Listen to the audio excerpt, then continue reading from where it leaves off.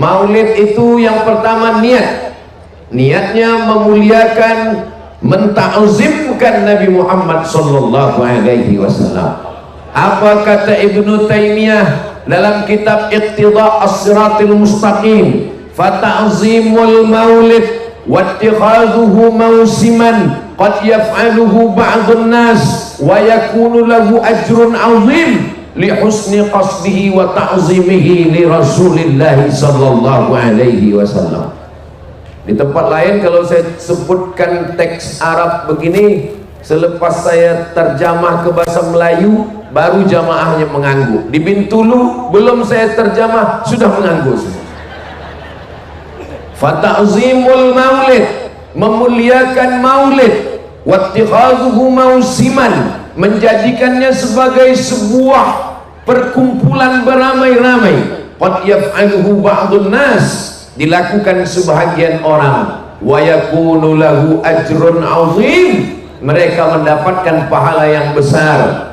Li husni qasdihi, karena niatnya baik, wa ta'zimihi li Rasulillah sallallahu alaihi wasallam.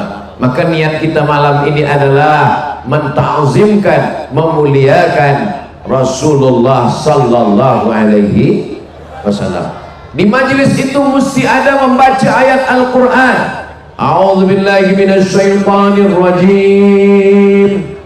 Innallaha wa malaikatahu yusalluna 'alan nabi ya ayyuhalladzina amanu sallu 'alaihi wa sallimu taslima. Allahumma salli ala Sayyidina Muhammad. Niat baik sudah, membacakan ayat Al-Quran sudah, kemudian melantunkan sholawat. Sebenarnya tadi di awal sudah ada sholawat, Allahumma salli ala Sayyidina Muhammad wa ala ali Sayyidina Muhammad. Ada sholawat yang pakai lantunan, pakai irama, pakai lagu. Sudah juga dengan grup hadrah kita, munsyid kita, lengkap dengan duf gendangnya. Tapi saya tadi tidak mendengar dari awal. Saya ingin semua jamaah, sebab ini yang nampak yang ada terang saja, yang gelap ini sampai mana batas tak nampak. Jadi yang ada flash tolong on kan, nyalakan, boleh? Niat baik sudah, membacakan ayat Quran sudah, berselawat bersama-sama sudah. Sekarang tazkirah amar ma'ruf nahi mungkar tentang sejarah Nabi Muhammad SAW nanti akan ditutup dengan doa. Dan kata Imam Al-Hafiz Abdurrahman As-Suyuti dalam Al-Hawi Al-Fatawi, seeloknya maulid itu ada makan. Jadi kalau ada makan, makanlah. Nah, kalau tak ada, nanti balik makan di rumah masing-masing. Nah, sekarang saya akan sampaikan tazkirah tentang Maulidur Rasul sallallahu alaihi wasallam. Yang pertama, Nabi Muhammad sallallahu alaihi wasallam sebagai seorang suami, sebagai seorang kepala rumah tangga. Bagaimana dia? Nabi sallallahu alaihi wasallam balik ke rumah, kata Sayyidatuna Aisyah, saya mencium bau maghafir. Maghafir itu madu, tapi baunya agak asam sikit. Lalu Sayyidatuna Aisyah menutup hidungnya. Bau maghafir ya Rasulullah. Apa kata Sayyidina wa Maulana Muhammad sallallahu alaihi wasallam? Kalau engkau tak suka maghafir wahai Aisyah, maka saya haramkan maghafir. Saya tak akan makan minum maghafir lagi. Turunlah ayat, ya ayyuhan nabi, wahai Muhammad, wahai Nabi Muhammad sallallahu alaihi wasallam, la tuharrimu ma ahallallahu lak tabtaghi mardata azwajik. Jangan haramkan yang dihalalkan Allah hanya ingin menyenangkan hati istrimu. Apa pelajaran yang dapat kita ambil di sini? Nabi Sayyidul Awwalin wal Akhirin, Sayyidul Anbiya wal Mursalin, Sayyidul Kaunaini was Thaqalain, pemimpin dari segala nabi dan rasul. Ana sayyidu waladi Adam, saya pemimpin seluruh manusia. Tapi dia tetap sayang kepada istrinya, kata istrinya bau, dia berjanji tidak akan makan lagi. Sekarang berapa banyak istri yang mengadukan bau mulut suaminya bau tembakau. Di Bintulu tak ada, ini ceritanya di tempat lain. Lalu apa kata istrinya? Abang bau tembakau, duit-duit aku, rumah-rumah aku. Bila kau tak suka, cari yang lain. Oh, ini bukan umat Nabi Muhammad sallallahu alaihi wasallam. Ini nampaknya Ustaz Abdul Somad bagi tazkirah malam ini ada yang membisik-bisikkan. Abdul Somad bertausiah bagi tazkirah bukan mendengarkan bisik-bisik, karena yang suka bisik-bisik itu alladzi waswisu fi sudurin nas minal jinnati. Abdul Somad menyampaikan apa yang ada dalam fikiran dia, bahwa kita saling menjaga perasaan. Tentang bau yang sekecil itu pun dijaga oleh Nabi Muhammad sallallahu alaihi wasallam. Bau mulut, bagaimana dengan bau? Apalagi selepas mulut, ketiak. Diajarkan dalam hadis Nabi sallallahu alaihi wasallam, khamsun minal fitrah, 5 daripada fitrah. Salah satu daripada fitrah ini adalah naftul ibti, mencabut bulu, bulu ketiak. Sebab kalau bulu ketiak jangan dicukur, dicabut. Kalau dicukur nanti bila tumbuh dia begini, maka dicabut. Dari hal-hal yang kecil, dari bau mulut. Maka kata Nabi, laula an asyqa ala ummati, kalau tidak memberatkan, menyusahkan, maka aku wajibkan kepada umatku as-siwak inda kulli shalah, bersiwak. Cobalah tengok para habaib, para alim, para ulama, para tok guru kita, kalau dia sebelum sembahyang, sawus sufuf, luruskan shaf. Selepas itu dia ambil dari poket dia kantung, subuh, zuhur, asar, maghrib, isya. Kalau kita mengaku sebagai umat Nabi Muhammad SAW, berlemah lembutlah kepada istri. Apa kata Nabi SAW? Khairukum, orang yang paling baik di antara kamu, bukan Ustaz Abdul Somad. Khairukum li ahli, orang yang baik kepada istrinya. Wa ana khairukum li ahli, dan saya adalah orang yang baik kepada istri saya. Nabi SAW tidak pernah memanggil istrinya ya Aisyah, tak ada. Apa kata Nabi memanggil istrinya? Ya Humaira, ya Humaira, wahai engkau. Ahmar artinya merah. Humaira, wahai engkau yang kulitnya putih, kalau kena cahaya matahari kemerah-merahan. Ya Humaira. Jadi yang selama ini memanggil istrinya nama abalik dari maulid Nabi ini, cubalah berubah. Boleh saya panggil istri saya ya Humaira, Ustaz? Apa salahnya? Balik dari sini ya Humaira, tapi dia tak putih, dia tak apa-apa. Idkhalus surur fi qulubil mu'minin, menyenangkan hati orang. Apalah payahnya menyenangkan hati orang? Balik dari sini ya Humaira, wahai engkau yang kulitnya putih, kalau cahaya matahari kena kemerah-merahan. Abang, kata dia, tak apa-apa, jangan terlampau jujur. Ini terlalu jujur. Balik dari sini ya Hajar Aswad. Ya Humaira, kalau engkau boleh menyenangkan perutnya, kenyangkan dengan makanan.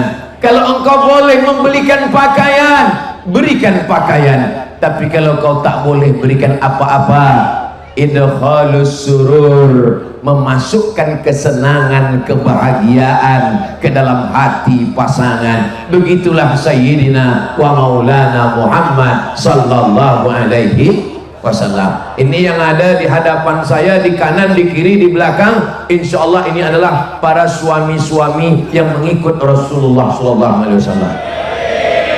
Yang belum jumpa jodoh, mudah-mudahan bibarakatil maulid berjumpa dengan jodoh insya Allah. Banyak betul yang belum nikah. Kalau saya tengok yang nyebut amin ini udah anak 2, anak 3. Takutnya barokah maulid Nabi terkabul pula. Insya Allah semua yang baik-baik didekatkan Allah, yang buruk-buruk dijauhkan Allah Subhanahu wa ta'ala. Amin ya Rabbal. Nabi menyiapkan makanan. Untuk siapa ini makanan? Dikirimkan kepada sahabat-sahabat Ummul Mukminin Khadijah Al-Kubra yang sudah meninggal dunia. Walaupun Khadijah sudah meninggal, kawan-kawannya, sahabat-sahabatnya dikirimkan makanan, tetap menyambung tali silaturahim. Cemburu Sayyidatuna Aisyah. Sayyidatuna Aisyah tak sempat berjumpa sebab dia masih kecil lagi. Meninggal Ummul Mukminin Khadijah, Nabi tetap menyebutnya. Lalu kemudian ada cemburu di hati Sayyidatuna Aisyah radhiyallahu anha. Lalu apa kata Nabi sallallahu alaihi wasallam? Dialah yang memberikan anak-anak perempuan. Ada Zainab, ada Ruqayyah, ada Ummu Kulsum, ada Fatimah Zahra. 4 perempuan. Ada seorang lelaki bernama Al-Qasim, ada Abdullah. Lalu kemudian ada seorang anak laki-laki yang lahir dari perempuan dari Mesir, itulah dia Maria Al-Qibtiyah. Begitulah Nabi Muhammad sebagai seorang suami, sebagai seorang lelaki. Bagaimana ketika dia menikah dengan Khadijah? Isruna bakarah, 20 ekor unta. Berapa harga unta sekarang? Cari di YouTube, cari di www.google.com, tanya berapa ringgit, berapa rial. 20 ekor unta ditambah beberapa auqiyah emas. Saya takut juga menyebutkan harga mahar ini. Saya khawatir selepas saya balik esok semua pemuda-pemuda unjuk perasaan turunkan harga mahar. Kedatangan Abdul Somad menaikkan harga mahar di Bintul. Ini saya ingin menceritakan bahwa Nabi Muhammad SAW memuliakan perempuan, menaikkan harkat martabat perempuan. Unta lebih mahal daripada kambing, unta lebih mahal daripada lembu, unta lebih mahal daripada kuda. 20 ekor unta. Sekarang pemuda-pemuda kalau menikah, aku nikahkan engkau dengan anakku dengan mahar mengajarkan surat Ar-Rahman.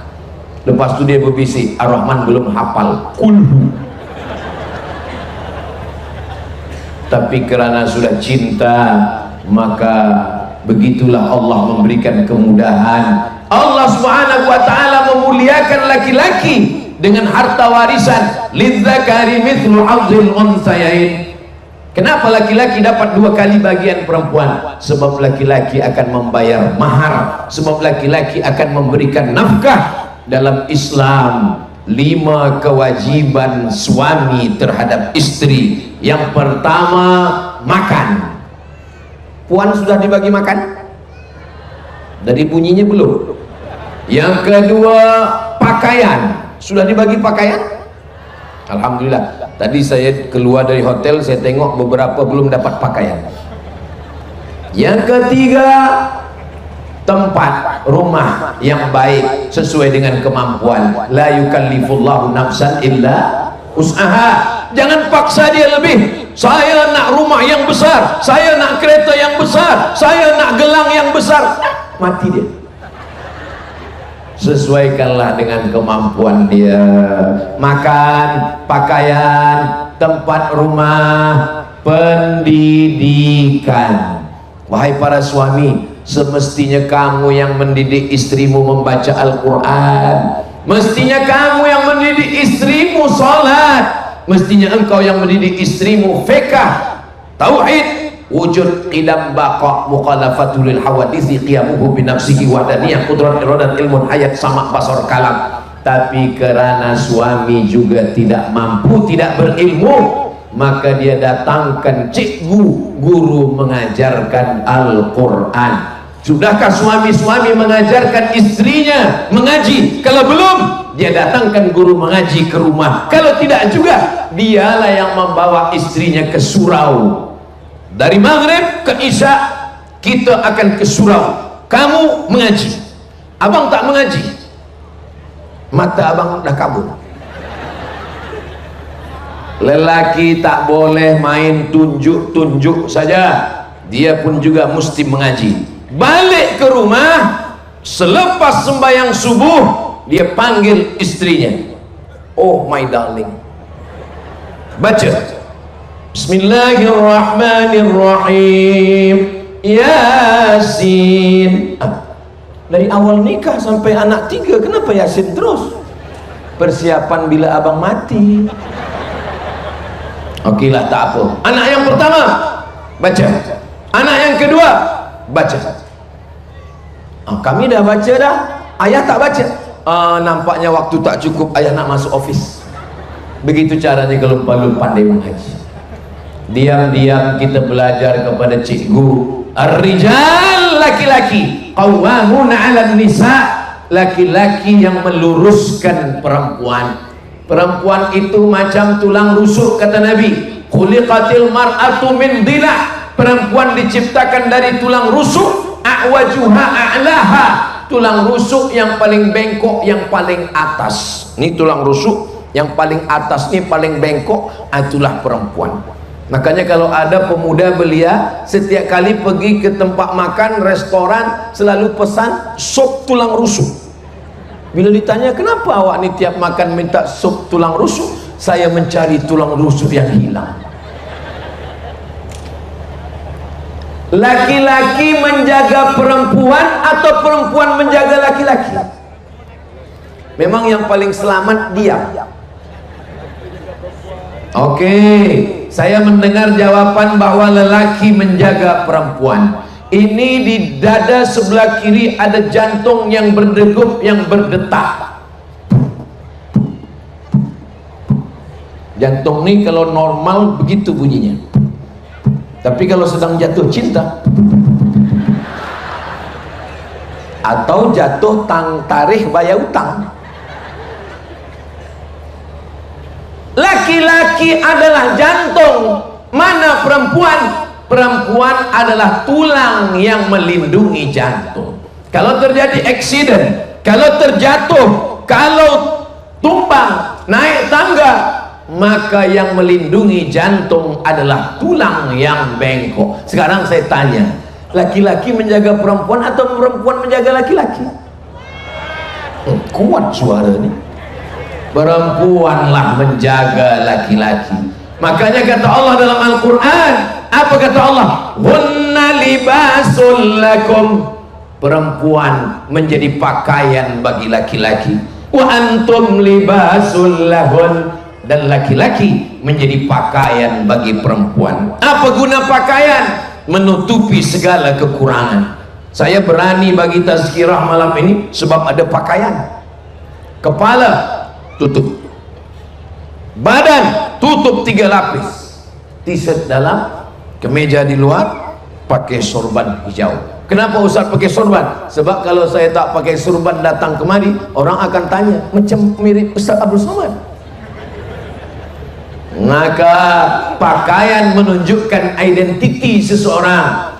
Bagaimana seorang suami, apakah dia baik atau tak baik, ditengok dari bagaimana istrinya. Sebab istri adalah pakaian bagi seorang suami. Kalau nampak istrinya pakai baju tudung labuh, baju panjang, maka orang pun tahu, oh ini adalah suami yang soleh. Tapi kalau nampak istri, tak usahlah kita sebut, maka itu menunjukkan identiti seorang suami. Mudah-mudahan barokah Maulidur Rasul, suami yang belum baik selepas maulid ini menjadi suami yang baik-baik semua insyaallah. Ya Allah, berkat bibarakati Maulidir Rasul sallallahu alaihi wasallam, balik daripada majlis maulid ini, suami ini menjadi suami yang taat kepada Allah, menjadi suami yang boleh menjadi imam bagi istri dan anak-anaknya insyaallah. Amin ya rabbal. Makanya puan, kalau punya anak perempuan, ingin mencari menantu, carilah menantu yang boleh menjadi imam. Saya bagi tazkirah di satu kota, pagi saya breakfast di restoran, di hotel saya makan. Masa saya sedang makan, datang seorang perempuan, Ustaz Abdul Somad. Oh iya betul, kata saya. Ini ada kaki tangan saya, pegawai di office saya. Terus ada apa puan? Saya nak cari imam, kata dia. Kata saya ini khotib. Dia nak cari imam pula. Mencari imam yang membimbing bacaan solat, zikirnya, rambutnya tak keluar sehelai, pakaiannya tertutup, tudungnya tudung panjang, berhijab, kata-katanya, sosial medianya. Jangan sampai dia keluar rumah bersolek cantik untuk suami orang lain, tapi kalau dia di rumah macam kuntilanak. Nih Ustaz Abdul Somad ni tazkirah macam menyinggung saya nih. Abdul Somad kalau bagi tazkirah dia tak ada menyinggung, dia tak ada menyindir, dia tak ingin menyakiti hati jemaah. Maka kunci mendengar tazkirah Ustaz Abdul Somad satu, jangan tersinggung. Ada beberapa jamaah tersinggung balik meninggal. Mudah-mudahan semuanya sihat walafiat zahir dan batin insyaallah. Amin ya rabbal. Kenapa tanda hari kiamat itu dikatakan Nabi li khamsina mara'atan, untuk 50 perempuan, al-qayyimul wahid. Selalu banyak orang menerjemahkan tanda hari kiamat 50 perempuan, ada satu laki-laki. Ini terjemah kurang betul, kurang tepat. Sebab Nabi tidak mengatakan li khamsina mar'atan ar-rajul wahid, bukan satu lelaki kata Nabi, tapi Nabi mengatakan al-qayyimul wahid, seorang laki-laki yang mampu meluruskan, mendidik, mengajar perempuan. Banyak lelaki tapi tidak mampu mendidik dan mengajar perempuan. Bukan berarti sekarang kita hitung kira berapa lelaki sekarang, berapa perempuan, belum lagi cukup 50 perempuan satu lelaki. Oh kalau begitu kiamat masih lama lagi. Bukan begitu maknanya. 50 perempuan tapi tak ada satu pun lelaki, kalaupun ada hanya seorang saja yang berani untuk meluruskan kesilapan, kesalahan, kekhilafan perempuan. Sekarang banyak lelaki yang takut kepada istri. Betul? Betul, banyak. Ustaz Abdul Somad? Ya, boleh saya tanya pada Ustaz? Boleh. Apa soalannya? Apa hukumnya lelaki yang takut kepada istri, Ustaz Somad? Suami yang takut kepada istri, nanti kalau dia mati dia tidak kena azab kubur. Kenapa macam tu? Sebab malaikat waktu nak azab dia, kata malaikat satu lagi, ini tak usah kita azab. Kenapa? Sebab di dunia dah azab betul. Dah tenang. Dari bunyi gelaknya macam ada puas hati saya. Tak ada di sini. Di Bintulu ni suaminya dah baik-baik. Kalau suami tak baik, takkan mungkin istrinya datang Maulidur Rasul. Betul? Di Bintulu ni istri pun dah baik-baik. Kalau istri tak baik, takkan mungkin suami datang Maulidur Rasul. Abang nak ke mana? Abang nak pergi Maulidur Rasul. Jangan pergi-pergi. Sini saja. Pintu dah saya kunci. Kunci dah saya buang. Ini semua pastilah karena suaminya baik. Kalau suaminya baik, istrinya baik, insya Allah anak-anaknya baik, keturunannya baik, keluarganya sakinah, mawaddah, warahmah. Amin ya rabbal. Maulaya salli wa sallim daiman abada ala habibika khairil kulli Muhammadun sayyidul kaunaini wal saqalaini wal fariqaini min urbin wa min ajami. Maulaya salli wa sallim daiman abada ala habibika khairil khalqi kullihim. Saya tak ada suruh hidupkan flash.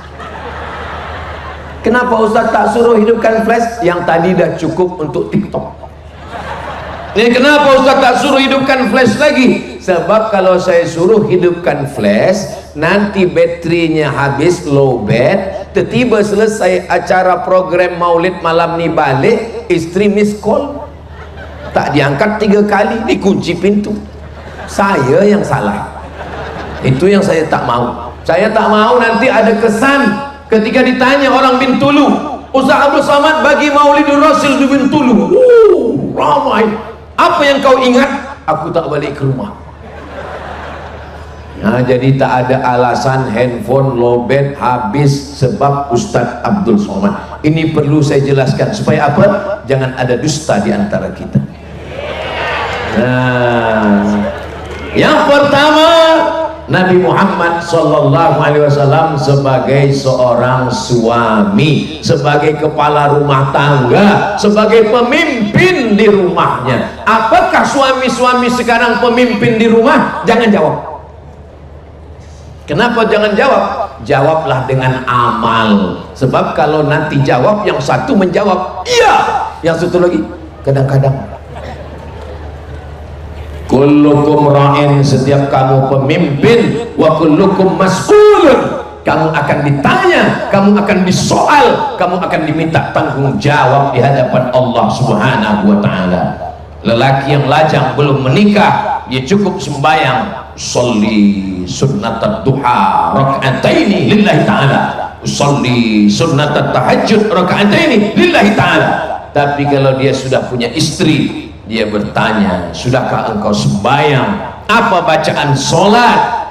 Tadi aku tengok engkau solat cepat betul. Apa yang kau baca? Macam dapat goreng pisang panas.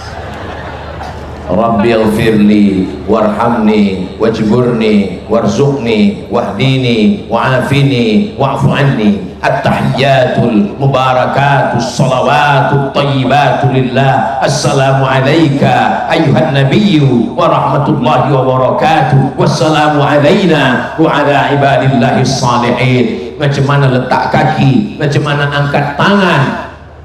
Ingatkah wahai para suami, bila last sekali engkau mengajarkan tasyahud kepada istrimu? Wahai para lelaki, ingatkah engkau bila engkau membangunkan istrimu malam untuk tahajud? Ini sekarang bila saya tanya kepada lelaki-lelaki, hai lelaki-lelaki, siapa di antara kamu yang membangunkan perempuan malam? Yang menjawab bukan pula suami, yang belum nikah. Saya, Ustaz. Kamu membangunkan siapa? My couple. Mana boleh couple dalam Islam? Ini Islamic couple. Kenapa Islamic couple? Kami ini walaupun couple, tapi kami manggilnya ya akhi ya ukhti. Bulan yang kedua ya habibi ya habibati.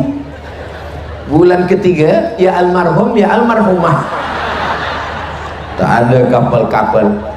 Kalau kau memang lelaki sejati, datanglah membawa mahar, jangan cuma membawa mawar. Begitu lelaki. Boleh untuk status esok pagi. Ini datang bawa mawar, mawar murah, mawar tak layu-layu, mawar plastik. Bawalah mahar, dan maharnya mengajarkan surat Ar-Rahman, insyaallah. Amin ya rabbal.